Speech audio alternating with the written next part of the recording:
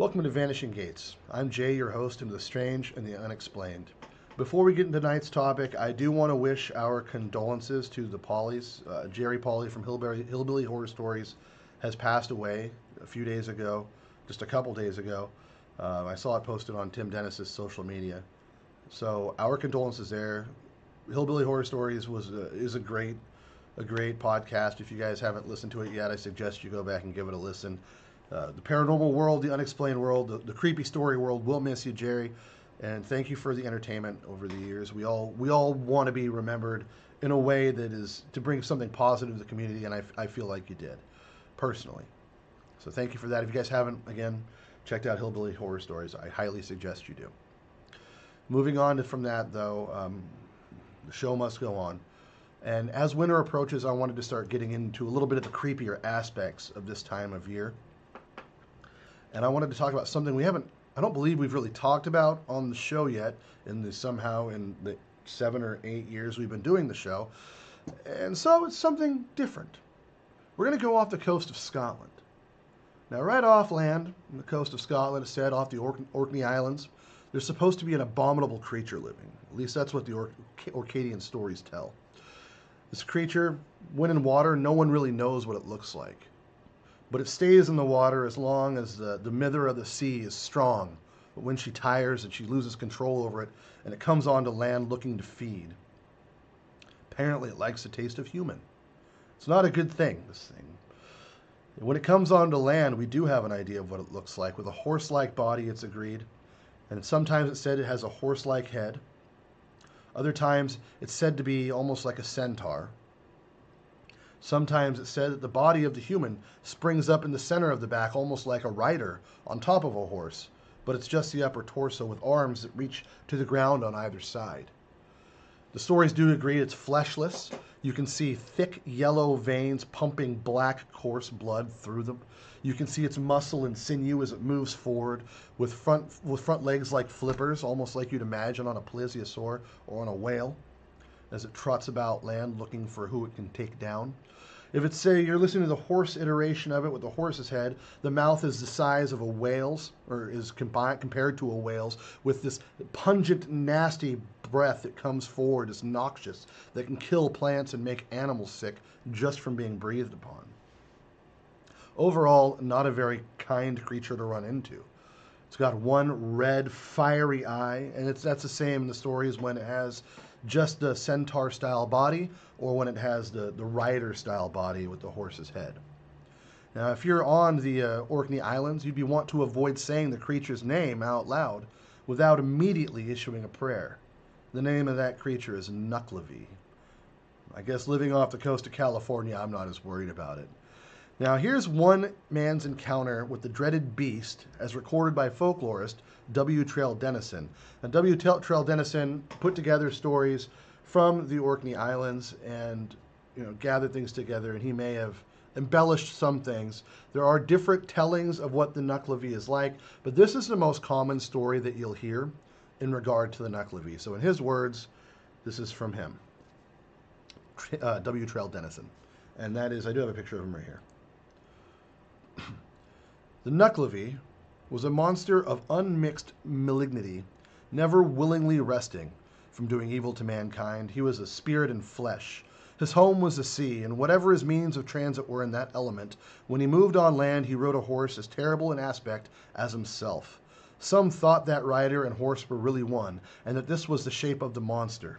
Nuckleavee's head was like a man's, only 10 times larger. His mouth projected like that of a pig and was enormously wide. There was not a hair on the monster's body for the very good reason that he had no skin.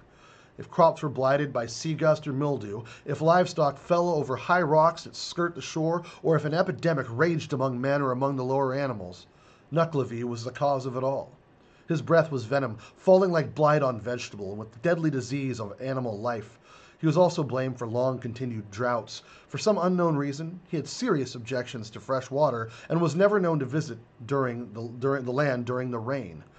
I knew an old man who was credited with having once encountered Nuckelavee and with having made a narrow escape from the monster's clutches. This man was very reticent on the subject. However, after much higgling and persuasion, the following narrative was extracted. Tamis, like his namesake Tam O'Shanter, was out late one night. It was, though moonless, a fine starlit night. Tam's road lay close by the seashore, and as he entered a part of the road that was hemmed in on one side by the sea and on the other side by deep freshwater loch, he saw some huge object in front of him and moving towards him. What was he to do? He was sure it was no earthly thing that was steadily coming toward him. He could not go to either side, and to turn his back on an evil thing he had heard was the most dangerous position of all. So Tamis said to himself, "The Lord be aboot me, and he take care o' me, as I am oot on no evil intent this night." Tamis was always regarded as rough and foolhardy. Anyway, he determined, as the best of two evils, to face the foe, and so walked resolutely yet slowly forward. He soon discovered, to his horror, that this gruesome creature approaching him was no other than the dreaded Nuckelavee. The lower part of this terrible monster, as seen by Tamis, was like a great horse with flappers like fins about his legs, with a mouth as wide as a whale's, from whence came breath like steam from a brewing kettle. He had but one eye, and that as red as fire. On him sat, or rather seemed to grow from his back, a huge man with no legs, and arms that reached nearly to the ground. His head was as big as a clew of Simmons, a clew of straw ropes, generally about 3 feet in diameter, that is. And this huge head kept rolling from one shoulder to the other, as it meant to tumble off. But what to Tamis appeared most horrible of all was the monster was skinless. This utter want of skin added much to the terrific appearance of the creature's naked body, the whole surface of it showing only red, raw flesh, in which Tamis saw blood, black as tar, running through yellow veins, and great white sinews, thick as horse tethers, twisting, stretching, and contracting as the monster moved. Tamis went slowly on in mortal terror, his hair on end, a cold sensation like a film of ice between his scalp and his skull, and a cold sweat bursting from every pore. But he knew it was useless to flee, and he said if he had to die, he would rather see who killed him than die with his back to the foe. In all his terror, Tamis remembered what he had heard of Nuckleavee's dislike to freshwater, and therefore took that side of the road nearest the loch. The awful moment came when the lower part of the head of the monster got abreast of Tamis. The mouth of the monster yawned like a bottomless pit. Tamis found its hot breath like fire on his face. The long arms were stretched out to seize the unhappy man. To avoid, if possible, the monster's clutch, Tamis swerved as near as he could to the loch. In doing so, one of his feet went into the loch, splashing up some water on the foreleg of the monster, whereat the horse gave a snort like thunder and shied over to the other side of the road. And Tamis felt the wind of Nuckleavee's clutches as he narrowly escaped the monster's grip. Tamis saw his opportunity and ran with all of his might. And sore need had he to run, for Nuckelavee had turned and was galloping after him, and bellowing with a sound like the roaring of the sea. In front of Tamis lay a rivulet, through which the surplus water of the loch found its way to the sea. And Tamis knew, if he could only cross the running water, he was safe.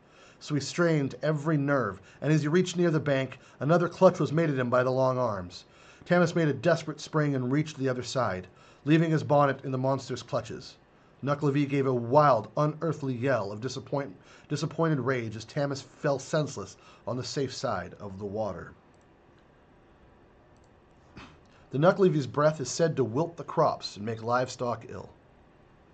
It also brought drought and plague on the people of Stronsay in the 1700s as punishment for the smoke caused by making soap and glass.